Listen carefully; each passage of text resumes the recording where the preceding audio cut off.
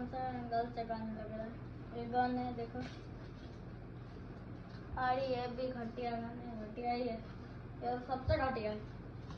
और ये क्यूट है मत,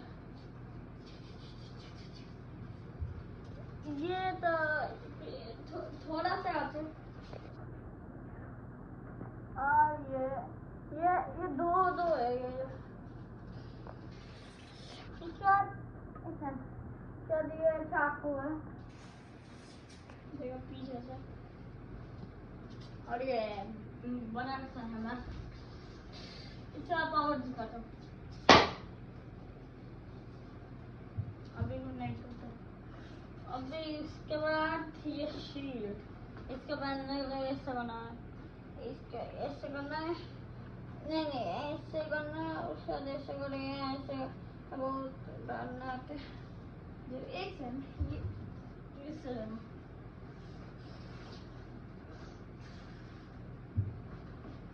अभी ये मेरा फेवरेट है।